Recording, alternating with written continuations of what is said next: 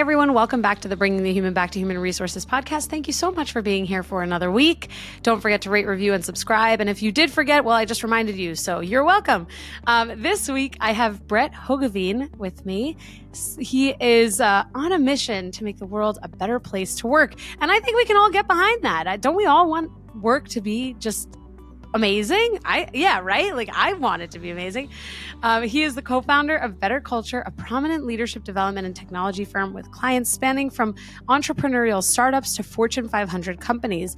A former healthcare executive, retired engineer, and startup investor, Brett helps organizations build stronger leaders and engage every employee. Brett travels nationally as a speaker and a consultant with a single focus, providing practical, actionable advice to help organizations build dominantly successful cultures. As Brett and his growing list of clients are keenly aware, a better culture means a better business. I could not have said it myself. That is literally what I scream out into the ether. Brett, Thank you. I love it. All right. Yes, I'm glad. Thank you. Thanks for having me. Of course. I'm so glad you're here. I mean, I think this concept of just simply putting it as, a better culture equals a better company. And we can obviously deduct from that there is then, when you have a better culture, you have more engaged employees, they're more fulfilled, they have better tenure, all of the good things that come from that. So where did this passion of yours, where did this, this focus on helping companies and people, leaders, to drive better cultures, where did that start? Well, as you heard in my intro, I've been in a couple different industries, and that's partly because I was a numbers person naturally. I went to school for engineering, always liked math and science, and I wasn't originally, it wasn't on my radar at all, anything related to culture. I was just interested in stuff. I was interested in career paths. But when I got into the professional world, it hit me like a ton of bricks that the work that I do every day, the people I work with every day, that has a really big impact on my life, on my satisfaction, on, my energy level, on my enjoyment, on my et cetera. And I sort of thought to myself, okay, how many years am I going to spend doing this in the professional world? And I ended up flipping my perspective quite a bit from thinking it really mattered what I did, what my job was, what my profession was, what my career was. And I realized that's not actually what was most important to me. What was much more important to me was who I worked with, the type of company that I worked for. There's a lot of different things that talented professionals could choose to do, but your life will have a lot more meaning if you do it for a company that you enjoy working for and for people that you like working with. And that's kind of what culture is. Mm-hmm. It is. I think, what's interesting about what you're saying is that kind of reflecting on this idea that this is fundamentally what culture is. We so often, I think, overcomplicate culture. We've created culture has become this word that for some people is a negative thing. And for some people it's like, I love culture. Woo, yeah, drive it. But it's become almost like this iceberg where we scratch the surface. We're like, hey, yeah, we want people to, be happy, and we're going to pay them well, and they're going to stay. And it's like this very basic level of what, like good pay, for example, is really just a survival need. Like, is that really, that's a basic need that it is obviously a contributing factor to culture, but not necessarily everything. And so I say that as an example because, again, this iceberg thought to me is that with culture being this like heavy-handed word or something that we've created to be that way, there's so much under the surface. And a lot of companies, I think, really struggle to figure out what that is. And at the same time, as much as I say that and believe that, I also think that we do overcomplicate it and we make it a bit of an enigma rather than just saying, okay, when people, feel supported, when they feel that they have this, opportunity to develop and grow, when they like who they're around, that's what makes culture culture. Yeah. So I'm going to stick with your iceberg analogy. Okay. And I've not done this before, so bear with me, but I think you're right. I think where the skepticism and where some of the cynicism comes from around culture, or the exhaustion, or people that are more seriously business minded think that it's just fluff, etc., is when we talk about culture as the part of the iceberg that you can see above the water, right? The things that Right. are, it's all the, I don't want to say all the stereotypical stuff. It's the foosballs and the napping pods and the flexible, whatever, the stuff that you can see very visibly. That's not what culture is. What culture Right. is how people feel about their job. It's about the attitudes and the behaviors that people show up with, right? And that stuff is relatively invisible. And so when people talk about culture and they treat it as if it's perks and benefits, like that's not culture at all. No. Culture is how loyal are people, how deep are relationships, how much do people want to show up and do work for your company, right? That's engagement is a much closer word to what we're talking about there. But it is frustrating when some people do think culture is just an expense. It's something that you're paying for perks or benefits that some people use, some people don't. That's really not what culture is at all. Culture doesn't cost you money. Culture makes you money. Yes. Oh, I love that. That's the soundbite, everybody. Culture doesn't cost you money, it makes you money. I love it. And you know what? In so few words, that packs a punch because Uh-huh. what I scream into the ether, and I think it's probably just like, a black hole at this point that I'm screaming into. It's like if we just focus on people and we don't think about anything else. We think about how do we help our people to be the most satisfied, the most fulfilled, the happiest that they can be. Because I've kind of moved away a little bit from the term engagement because it's kind of like culture. It's like, what does that actually mean? But Mm-hmm. fulfillment and satisfaction and happiness, we can understand exactly what that feels like.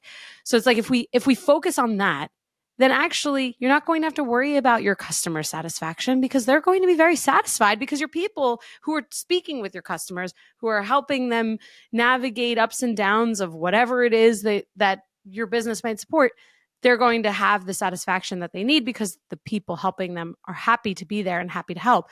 And this is something that in my retail life was like the thing that everyone talked about, that like, don't worry about everything else. If you focus on your people, everything else will fall into place. You're going to make money. You're going to drive your Yeah. KPIs.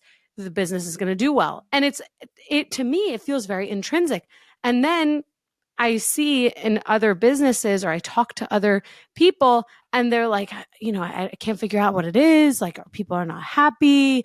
Our business is suffering. And it's like, there has to be an easier way to help everyone see that that's the key. Yeah.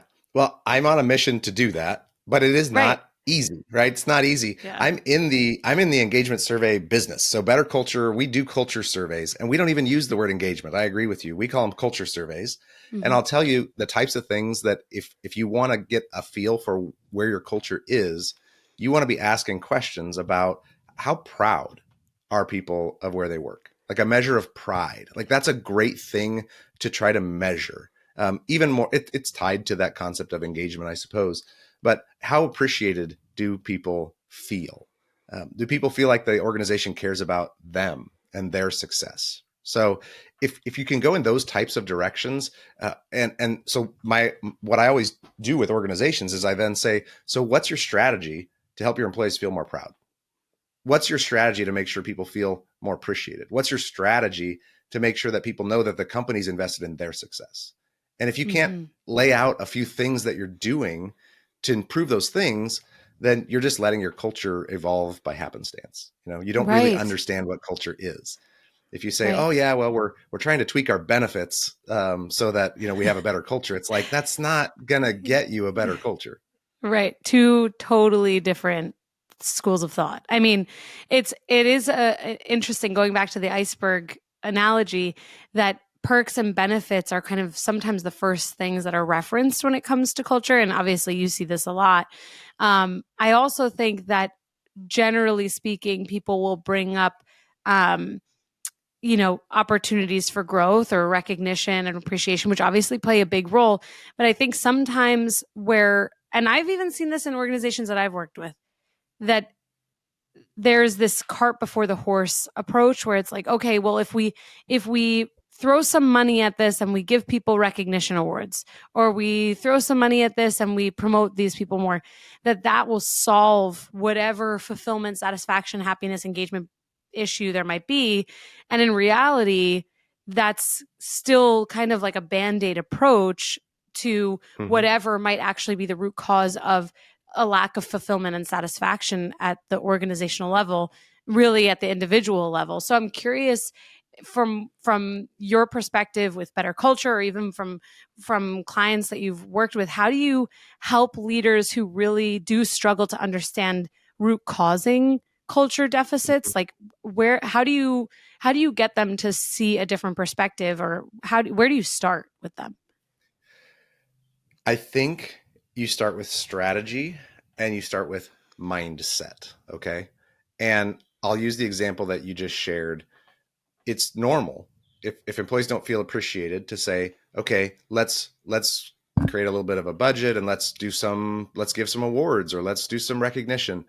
And that feels like progress, but it really is, like you said, sort of a band-aid, because what would really change how employees felt about their organization is if A, leadership decided that was an important priority strategically, and B, they shifted their daily mindset about what it means to be a leader, right? So Mm-hmm. if regularly in your communication you realize, oh, it's part of my job to make sure my team feels appreciated regularly, you'll see so many opportunities to do that on a regular daily, weekly, monthly basis. And that is, I mean, miles away from saying, you know what, 4 months from now, we're going to do a recognition event and we're going to recognize some people. Right. The way that your employees are going to feel if their leader or leaders throughout the organization just regularly say, oh, it's my job to make sure people feel seen and recognized, appreciated regularly every day, versus, you know what, it's some distant date in the future, we're going to make sure we do some recognition. Mm-hmm. Like, those aren't close together. And I hope people can understand that are hearing this. Those are, I mean, almost 180 degrees opposite, right? One is a drip in Yeah. the bucket and the other is a bucket that's full. And Right. but without that mindset shift of saying it's my job regularly and daily to make sure my team members feel appreciated, you think, well, we've checked that box because we planned that thing 3 months from now. Like, you haven't checked the box at all. Right. And actually, it will mean more if you have those incremental daily changes, and then this, more maybe programmatic approach to recognition kind of at the end of whatever, whether it's a quarter or a year or whatever. Because then it's like, oh, this is actually important to the organization because my leader cares about it. And obviously, my leadership cares about it, because sometimes there is a disconnect between what a leader values, cares about, invests time in, like maybe a leader who does do those daily incremental or has those daily and incremental behaviors, for example, versus what a leadership team or leadership at the organizational level as a whole instills. And this is something like even in recent conversations with people either that I work with or who are clients, there's this element for me where it's like, okay, yes, you have to move the entire ship. Like, you do have to Mhm. drive the whole ship forward. And yet you can't actually do that if every single person isn't doing something on their own incrementally, whether it is those daily uh, behaviors that impact people at an individual level, or changing Yeah, the way that someone speaks to someone, or how they communicate. Those things all build for this one vessel ultimately to move forward. I'm using a lot of like marine and yes, maritime analogies. maritime, yes, Yeah, analogies here. I don't know what it is. A lot of maritime. Thank you. That was the word I was looking for. So, I while as much as I do think that companies really do overcomplicate it, I think this part of our conversation today around how each individual can impact the culture is so important to actually creating better cultures. And I think part of that too is for leaders and maybe even just individual contributors who are not necessarily managing a team, but are leaders in their own right, depending on how they influence the organization, should they choose to, that they feel some sort of ownership also around driving a better culture. absolutely. Yeah, everybody has a role to play. And it's not, you don't need to chase perfection. You have to chase sort of volume. I know that sounds weird to people, but the organizations and the teams that make the most progress on culture are the people that have it on in their mind most often. You know, they're just doing something. They're doing something to build pride, show appreciation, develop people, um, deal with people who are toxic to work with. You know, have coaching conversations. You don't need to be perfect. You need to be high volume.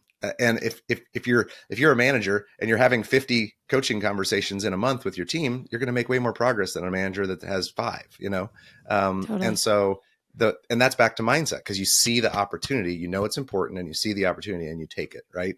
And so people that realize that yeah, culture will add value to our business unit will see more opportunities to once if they have the mindset and then the skill set to lean in and to do something on a regular basis. So you don't have to be Right. perfect, you just got to be busy. Yeah, I like that. I like that volume. So, I know one of the things that we had talked about offline was this idea of, you know, potentially like a bottom up creation with Yeah. driving better culture, bottom up influence, I should say. A lot Mm-hmm. of the time, I will say on my podcast, I talk about how culture is driven and influenced by everyone in an organization. And yet, you need to have a top down approach in order to support anything that might Yeah. be grassroots or bottom up. But I want to hear from you. What does that bottom up strategy or influence look like? So we've spent a lot of time on bottom up culture building in the last couple of years. And I think it's a concept that people really need to think about and hear about. And here's all it means. Okay. My best definition, I know there's a lot of good definitions, but my best definition for culture is the attitudes and the behaviors that a group of people come to expect from one another. Okay. So whether you're running a whole company or you're running a team of 8 people, what I want you to say is, what do you want your culture to be? And that would be describing the attitudes and behaviors that you want people to show up with. How do you want them to show up to work? How do you want them to communicate, treat each other?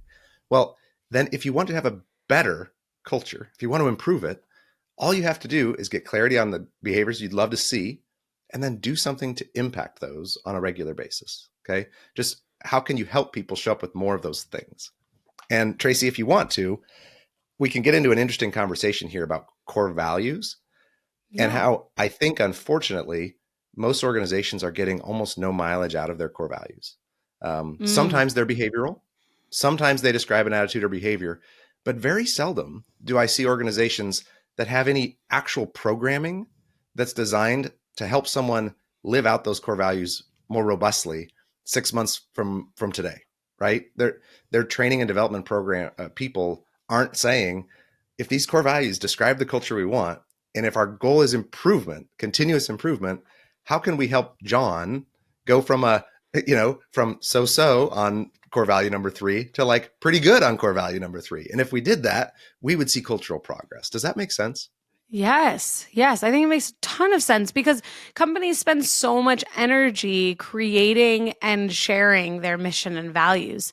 And then there's hardly a link a lot of the time in terms of how they're driving something forward. Like, how do we have to connect it back? Yeah. So we went on a mission a few years ago. Even with our best clients, we do leadership work. We had only had a chance to work with the top 10, 15, maybe 20% of their employees through our leadership training.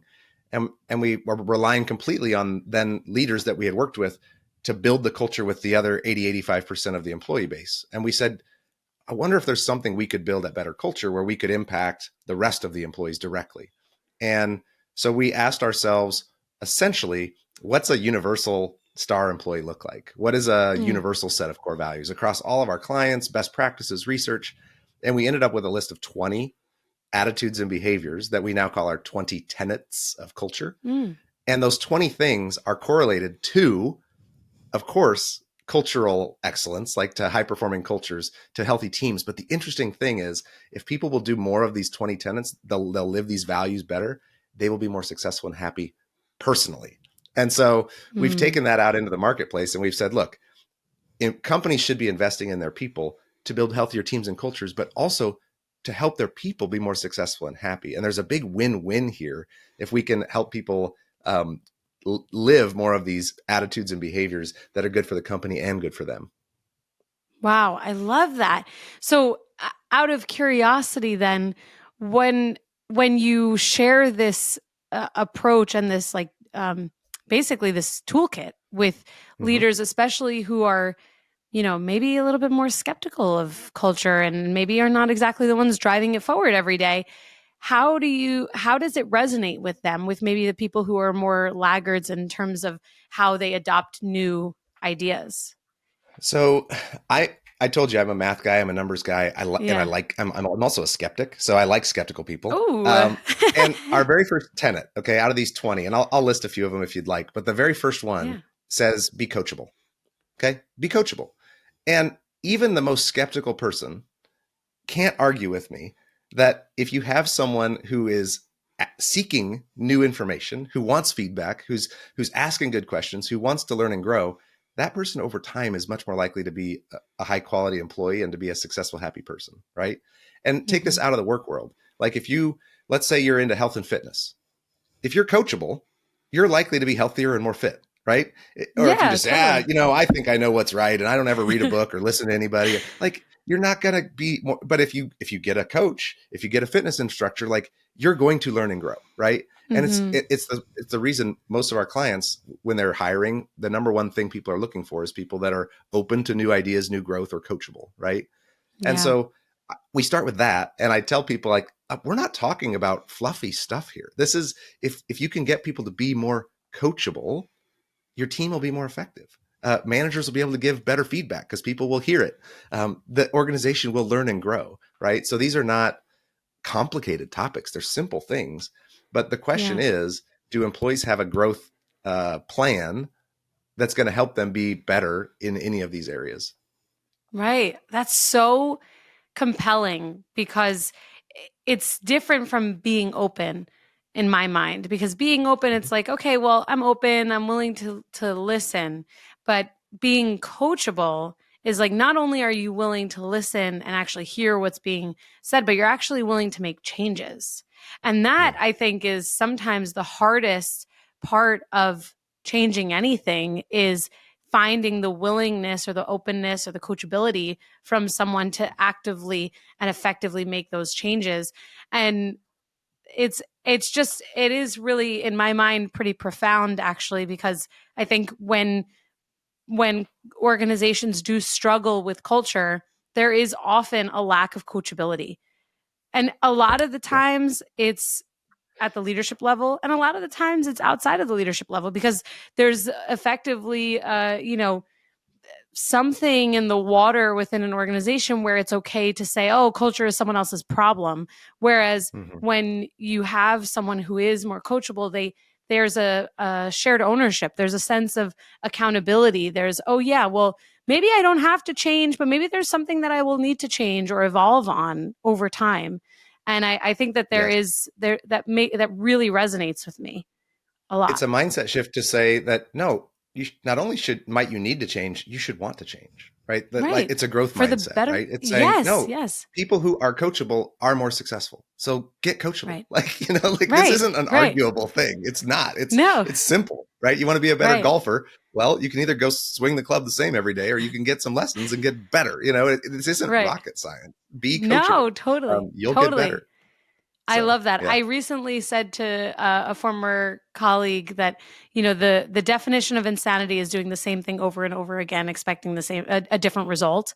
Yeah. And when I think about what you've just said, it's like, it's another way of saying that when you say, oh, yeah, yeah, yeah, well, I'm Mhm. doing the same things over and over again. Something's not working. Maybe I should try something new. Yes. Maybe I should Yes. be open to a different, possibility.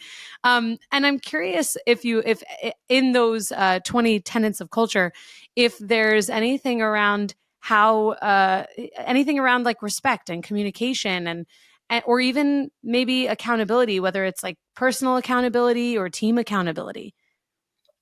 So these are all personal characteristics, right? And I'll list Mm. off some of them, and you can tell me if one of these sounds interesting. Okay, I'm just going to go straight down the list. All But right, before I let's do do it. this, I want you to understand the goal here is imagine if on your team people were self-aware enough to sort of rate themselves on how they are on these things, and then pick a Mm. couple that they want to work on because it'd be good for them. Okay. So Mm. that's is what Hmm. building a better culture looks like, is clarity on what the attitudes and behaviors we'd like to see, and then doing something about it, working on it, getting better, Yeah. right? That's how you improve. So tenet number 2 is just simply be helpful, like proactively helpful. Volunteer your time, jump in, help colleagues, be open to pitching in. Number 3 is a big one. It's assume positive intent. Just like Love that. don't jump to Subscribed. conclusions. Don't I mean, so much drama gets spun up because people can't assume positive intent. They assume the worst, Mm-hmm. right? Mm-hmm. Mm-hmm. And this affects our mood. It affects team dynamics. It affects our mental health. You know, like someone Mm-hmm. cuts you off in traffic, you can assume whatever you want. But I'm telling you, you'd be better off to assume they're in a hurry and just back up and say, yeah, Yeah. must have somewhere to be. Just assume positive intent.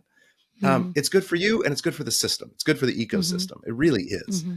And so it's stuff like that. Know how to have friendly friction and disagreement. Be welcoming. Be upbeat.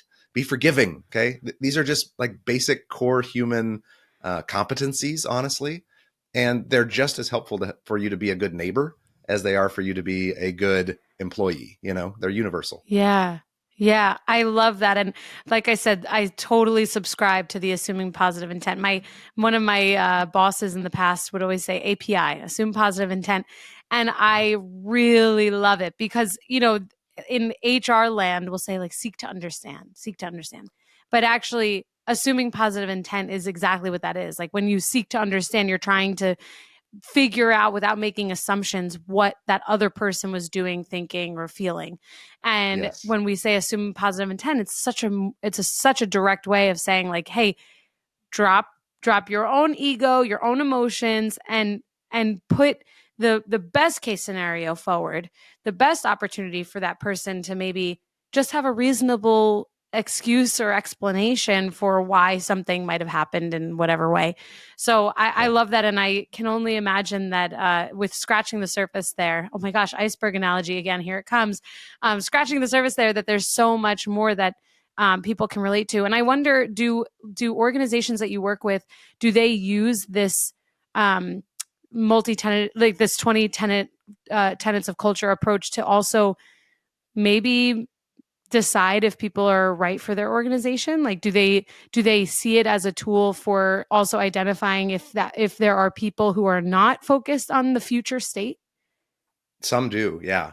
Some organizations go so far as to work these into their evaluations, their hiring processes. To say, Mm-hmm. look, if we had an employee that showed up and did these things, would it be possible? Like, if they knew if they had some technical skill, would it even be possible that they would be not a great fit? And usually Mm, they say, not really. I mean, it's a pretty good definition of a star. yeah. If you're interested, I'd love to paint the picture for how organizations can use this as a more robust tool, because Yeah, there's the please. philosophical side of it, but we've also tried to build some framework to make it really easy for organizations that want to build healthier cultures. Yeah, please indulge Okay, us. so we started with the philosophy and we came up with these 20, and we tried to make it fewer, but we just couldn't. There's so many good ones that we said we got to keep all 20. And we showed them to organizations that are best places to work, fantastic cultures. We said, help us validate these. Like, this is a star for you, right? And they said, yeah, we love these. We love these. What do you do with it? And so then we asked ourselves, back to that question of what does it mean to actually shape culture, to help people continuously improve at an organization? And so we build a software product around these that starts with and this is the easiest. If you're a company that wants to be doing something with culture, but you don't have time or a lot of budget, like, this is the easiest solution I've seen. And all you do is you put your employees on a platform. They all get to do a self-assessment. The messaging to them says, hey, this is good. It's an investment the company's making in you, because these things they're not just culture. It's like, you'll be more successful and happy if you do these things. You self-assess, you pick 2 that you want to work on, and then our software, over the course of a whole campaign year, gives everyone in the company coaching videos, team conversations, exercises on a regular cadence throughout the year. We surface automatic culture conversations across all 20. And the people that pick the 2 they want to work on, they get extra quarterly nudges throughout the year to say, hey, how are you doing on your 2 focus areas, etc. And it's what we see with culture initiatives is a lot of people want to do something, but they don't have the time. That, who's going to run it, and how are we going to operationalize it? Mm-hmm. And So what we've tried to do here, Traci, is to make this bottom-up culture building. How can a company invest in every single employee and make it easy and make it simple? We've said, I think if we identify the attitudes and behaviors that would be the attributes of a high-performing culture, and then we do something to regularly influence them, that's how you could help make continuous progress in culture. That's awesome. I love that. It sounds like a really fabulous opportunity for people to think a little bit less about what to do, and in a way kind of like outsource a little bit of this and have like use this as a way to help them guide their strategy and make improvements in their organization. So I think it sounds like really interesting, and we love a way to automate some of the things like software. I mean, especially for you as a former engineer, I'm sure that this feels really awesome. Yeah. And, I tell people like a lot of times people say, well, I don't know if we like your 20 tenets. We have our core values. I say, great, do the same thing with your core values. Do a self-assessment, create coaching and development content around your core values so that you're trying to help people continuously evolve and improve the way that they show up. Right. And if you want to build all that, do it. If you want to assume our 20 are pretty aligned, like it's already pre-built. So, right. I love that. Well, thank you for sharing that. I think for people listening, I'm sure based on the outreach that I get, I'm sure that they're very interested in learning a little bit more, because I do get a lot of outreach about, toxic workplaces and what do I do with this hostile person? How do I navigate? And I do think sometimes the answer is to hire a company or a team like Better Culture to help you out, because here I have sometimes. Even a better suggestion, which of course I'd love you to reach out and hire me. But if you just want to learn more, I created a special landing page just for your listeners with a free premium resource.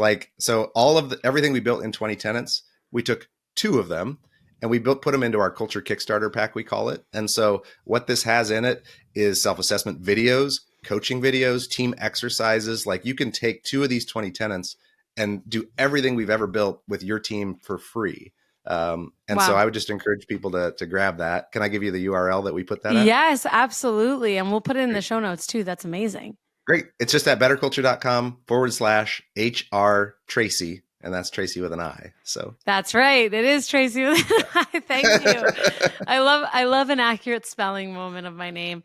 Thank you so much, Brett. I mean, that's awesome. We'll definitely make sure that the listeners navigate to that page and like take advantage of this free resource for them. So I really appreciate that. It's the gift that keeps on giving, if you ask me.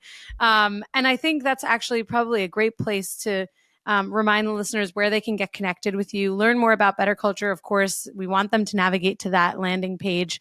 But yeah, where can they connect with you personally also? Yeah, well, you can find me on LinkedIn. I'm the only Brett Hoogeveen on there. If you can spell Hoogeveen, you'll find me. We got a bunch of free resources at betterculture.com. I'm telling you that Kickstarter pack is awesome and you need to grab it and try it. It's free and really, really cool. If you find a better free resource, I want to know about it. Then you can find me. I also host my own podcast, which is called the Better Culture Podcast. So you can check that out too. Amazing. I love it. Well, Brett, thank you so much. And this was an awesome discussion filled with maritime analogies, but nevertheless, an awesome discussion. Wait, I don't know how to do it right. No, that was right. That's way better than what I could have done. But thank you so much, Brett. And I'd love to have you back on because culture is ever evolving. So whatever might come down the pipeline for Better Culture or for culture in general, you let us know and we'd love to have you back.